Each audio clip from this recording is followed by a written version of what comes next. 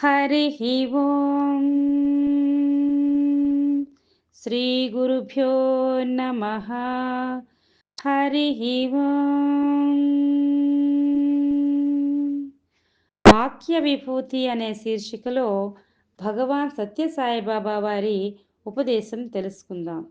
సాయి శరణం, బాబా శరణం.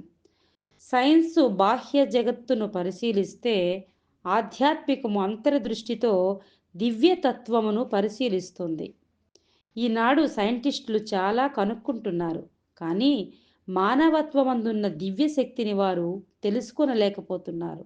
చిన్న ఉదాహరణ: భూమి ఒక్కటే, కానీ నిమ్మ విత్తనము నాటినప్పుడు ఆ చెట్టు నుండి వచ్చిన నిమ్మ ఫలములు పుల్లగా ఉంటాయి. మామిడి విత్తనము నాటినప్పుడు ఆ మామిడి చెట్టు ఫలములు తీయగా ఉంటాయి. వేప విత్తనము నాటినప్పుడు వేప పండ్లు చేదుగా ఉంటాయి. ఈ విషయం మనందరికీ తెలుసు. భూమి ఒక్కటే అయినప్పటికీ విత్తనములు వేరుగా ఉంటున్నాయి. అదే విధముగా మానవులందరి యందు హైడ్రోజన్, నైట్రోజన్, ఆక్సిజన్, కార్బన్ ఉండినప్పటికీ వారి తెలివితేటలు ప్రత్యేకంగా పోతున్నాయి. దీనికి కారణమేమిటి? ఇది సైన్స్ చెప్పదు. దైవశక్తి ఇట్టిది అట్టిది అని ఎవరూ చెప్పలేరు. విజ్ఞానమునకు ఆధ్యాత్మికమునకు భేదమేమంటే, బాహ్యమైన జగత్తును సైన్స్ పరిశీలన చేస్తుంది.